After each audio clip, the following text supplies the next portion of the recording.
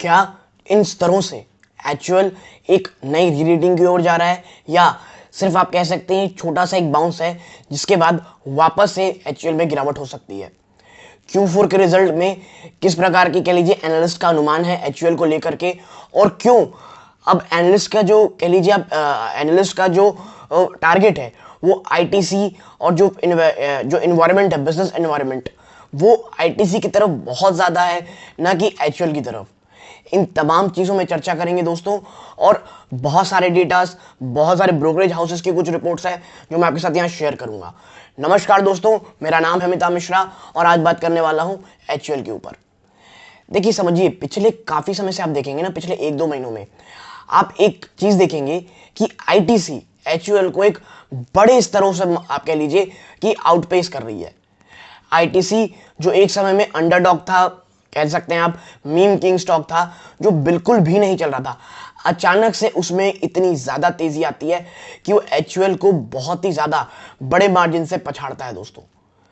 और वो निवेशक जिनमें से मैं भी हूं, एचयूएल में जो हमेशा बुलिश रहते हैं, और मैं आज भी बुलिश हूं, इसमें कोई डाउट नहीं है, लेकिन उनमें ये दिख रहा है कि शायद अब थोड़े समय के लिए एचयूएल के स्टॉक में एक बड़ा दबाव, एक बड़ा कंसोलिडेशन, या आप कह सकते हैं एक बहुत लंबे समय तक कोई भी बड़ी हलचल आपको देखने नहीं मिलेगी।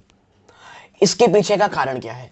देखिए समझिए, इसके पीछे बहुत सारे कारण हैं, और जो आप कह सकते हैं जो सबसे बड़ा कारण है खास करके एचयूएल के लिए, क्यों है मैं आपको आगे बताऊंगा, खास करके एचयूएल के लिए, वो है दोस्तों 3 चीजें। पहला, क्रूड ऑयल, लगातार क्रूड ऑयल के दाम बढ़ना। दूसरा, पाम ऑयल के दाम बढ़ना, जो कि अब तो दोस्तों बहुत ही जबरदस्त न्यूज निकल के आ रही है कि और भी ज्यादा पाम ऑयल के जो दाम है उसमें प्रेशर देखने को मिलेगा और वो और भी ऊपर स्तरों को छू सकता है। और तीसरा है जो एचयूएल की सबसे बड़ी बैकबोन रही है, वो है रूरल डिमांड में कमी आना। और कमी छोटी मोटी नहीं दोस्तों, ये डिमांड लगातार घटती चली जा रही है, और ये एक कंसर्न का मैटर है एचयूएल के लिए। ठीक है, तो देखिए अब मैं बात करता हूं एचयूएल के ऊपर, मेनली कि उसके बिजनेस के ऊपर। अब एक चीज समझिए, एचयूएल का जो सबसे बड़ा प्रॉब्लम अभी है वो है इनपुट कॉस्ट। ठीक है, प्रॉब्लम ये सब में है, बट मैं एचयूएल के ऊपर आज बात कर रहा हूं, तो आपके साथ एचयूएल की ही स्पेसिफिक बातें करूंगा कि जो एफएमसीजी पूरा का पूरा सेक्टर है, इसमें आप कह सकते हैं कि एक बहुत ज्यादा इनपुट कॉस्ट जो है प्रेशर वो लगातार बढ़ता चला जा रहा है, और शॉर्ट टर्म में, नियर टर्म में कोई भी राहत मिलती हुई नहीं दिखती है। क्रूड ऑयल लगातार $100 प्रति बैरल के ऊपर ट्रेड कर रहा है। पिछले 1 साल में क्रूड ऑयल में 60% का उछाल आया है दोस्तों। प्लस जो ये कह लीजिए पूरा का पूरा इन्फ्लेशनरी प्रेशर बन रहा है, एक एनवायरनमेंट बन रहा है। आप देख रहे होंगे इन्फ्लेशन, आप खुद भी जो अगर आप खुद मंथली ग्रोसरी आइटम्स के अगर आप लिस्ट बना के देखेंगे और आप चेक करेंगे सिर्फ 3 से 4 महीने पहले का और अभी के, आपको आपके प्रोडक्ट के जो प्राइसेस हैं उसमें एटलीस्ट 10 to 12% की आराम से तेजी, बल्कि मैं तो बहुत ज्यादा कम बोल रहा हूं। अगर आप स्पेसिफिक अगर एक हायर कह लीजिए ब्रांडेड की ओर ज्यादा जाते हैं और वहां देखेंगे तो एक बहुत स्टिफ आपको तेजी दिखेगी उनके प्राइसेस में। ठीक है, और ये लगातार इन्फ्लेशनरी प्रेशर बढ़ता चला जा रहा है। ठीक है, और देखिए अब जो एनालिस्टों का मानना है, और बल्कि मैं आपसे कहूं कि जो शेर खान का मानना है, कि जो डोमेस्टिक कंज्यूमर है, जो कंज्यूमर है, वो अब दोस्तों जो लो कॉस्ट ब्रांड्स होते हैं, या कह लीजिए जो लो कॉस्ट प्रोडक्ट्स होते हैं, और मैं बता दूं इन कंज्यूमर्स में मैं भी आता हूं, वो अब ऐसे प्रोडक्ट्स को ढूंढ रहे हैं जहां पे आपको एक लो कॉस्ट अच्छा ऑप्शन मिलता है। ठीक है, और ये ऐसा इसलिए अब हो रहा है क्योंकि देखिए दोस्तों, जो कॉस्ट है ना वो लगातार बढ़ती चली जा रही है।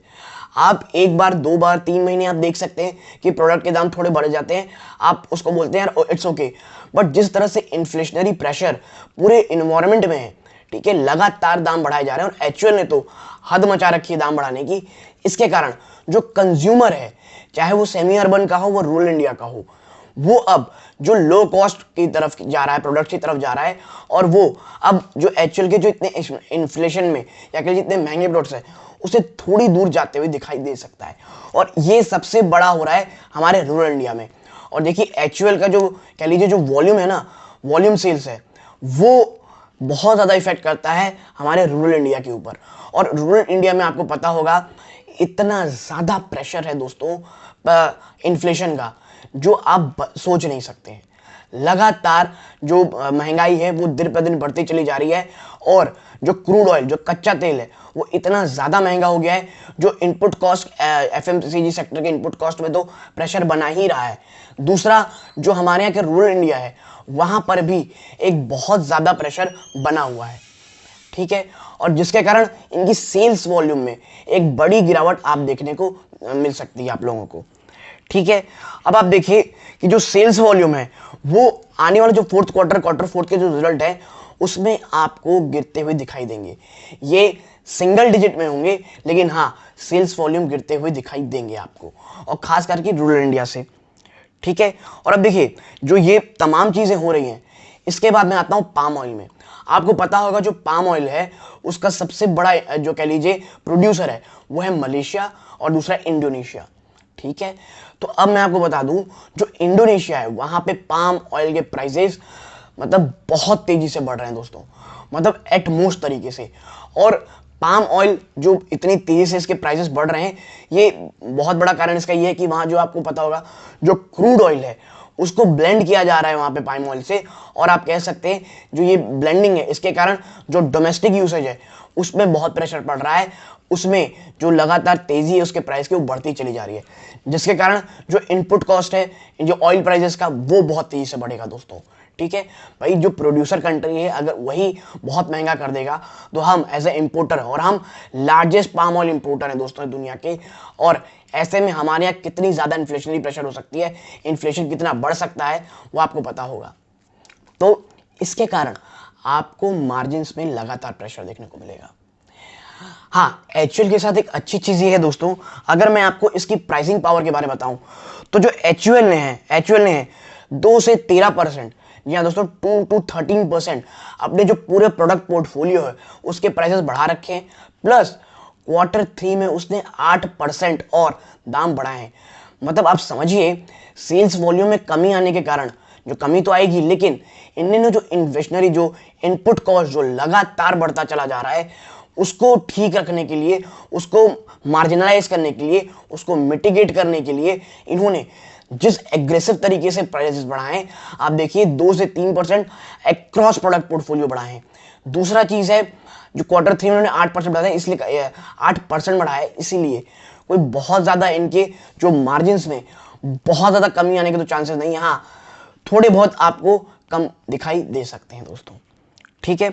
और मैं आपको बता दूं, नेल्सन डेटा के अनुसार तो ये तमाम प्रोडक्ट पोर्टफोलियो एचयूएल का, इसमें सबसे ज्यादा जो डेंट पड़ेगा वो है इसके ब्यूटी प्रोडक्ट्स में। और ये थोड़ी सी लॉजिकल बात भी दोस्तों, अगर बहुत ज्यादा महंगाई होती है, अगर आपके प्रोडक्ट पोर्टफोलियो में बहुत ज्यादा कह लीजिए एक प्रेशर बनता है मार्जिन का, प्राइस का, तो आप सबसे पहले क्या कम करते हो? हम कम करते हैं ब्यूटी प्रोडक्ट्स को। मैं एक नॉर्मल इंडियन की बात कर रहा हूँ, अब कोई ब्यूटी एंथुसियास्ट है तो उसकी बात हम नहीं कर सकते, बट एक नॉर्मल फैमिली जो रहती है, अगर बहुत ज़्यादा इन्फ्लेशनरी प्रेशर होता है तो सबसे कम क्या करते हैं? ब्यूटी प्रोडक्ट को। और सबसे ज़्यादा मार्जिन कहाँ रहता है? ब्यूटी प्रोडक्ट्स में। और ये सबसे ज़्यादा दोस्तों आ रही है कहाँ से खबर? जो रूरल इंडिया है हमारा, जो रूरल इंडिया है वो डिमांड अपटिक ही नहीं कर रही है। रूरल इंडिया में अभी भी डिमांड जस की तस थोड़ी प्रेशर में बनी हुई है दोस्तों। और यही कारण है कि आने वाला Q4 का रिजल्ट शायद थोड़ा बहुत आपको थोड़ा सा नेगेटिव, थोड़ा प्रेशर में देखने को मिल सकता है। अब बात करते हैं इनके प्रोडक्ट पोर्टफोलियो की। बीच में ये न्यूज़ निकल के आई थी कि जो एमडीएच मसाले हैं, एमडीएच को एचयूएल खरीदने जा रहा है, और इसके ऊपर बड़ा बज़ हुआ, लेकिन एमडीएच की तरफ से जो उनके मालिक हैं उन्होंने कहा ऐसा कुछ भी नहीं है, हम जो लेगेसी है उसे आगे बढ़ा के लेके जाएंगे। और याद रखिएगा 100 साल पुरानी कंपनी है ये, माफ कीजिएगा 100 साल तो नहीं होना चाहिए, मेरे ख्याल से कुछ अच्छी खासी पुरानी है कंपनी, 100 ईयर्स, मुझे कुछ और डेटा याद है, सॉरी फॉर दैट। तो ये इतनी पुरानी एमडीएच कंपनी, और देखिए एचयूएल को ना एक मिक्स प्रोडक्ट की बहुत ज़्यादा ज़रूरत है अभी। बहुत ज़्यादा जेनरिक प्रोडक्ट लाइन इनकी होती चली जा रही है और इनको बहुत ज़्यादा ज़रूरत है कोई एक अच्छे ब्रांड को एक्वायर करने की। और यही कारण है कि एचयूएल बहुत ज़्यादा परस्यू कर रहा है कुछ प्रोडक्ट को एक्वायर करने में। और ऐसा कोई भी बड़ी बात नहीं होगी अगर आपको आने वाले 2 से 3 महीने में अगर सुनाई दे दे कि एचयूएल कोई एक ब्रांड कोई भी कंपनी को और लगा एक और कंपनी को खरीद रहा है, क्योंकि इनके प्रोडक्ट पोर्टफोलियो में एक कंपनी कोई मिक्स करा के कुछ अलग डिफरेंट कंपनी आना बहुत ज़्यादा ज़रूरी है दोस्तों। तो ये मेरा पूरा एचयूएल के ऊपर इसलिए था क्योंकि आने वाला समय थोड़ा सा बहुत आपको प्रेशर में दिख सकता है, बट मैं स्टिल कहूँगा 1900 का जो लेवल है ये बहुत ज़्यादा इंपॉर्टेंट है एचयूएल के लिए। 1900 को तोड़ना बहुत ज़्यादा टफ लगता है मुझे एचयूएल की तरफ। मुझे ये लग रहा है ज़्यादा ये होगा ये एक रेंज बाउंड में काम करेगा। ठीक है दोस्तों, बट मैं हमेशा कहता हूँ एचयूएल एक ऐसे स्टॉक्स हैं जो जिस लेवल में ट्रेड कर रहे हैं, जिन वैल्यूएशन में ट्रेड कर रहे हैं, for a longer term it's a very good company.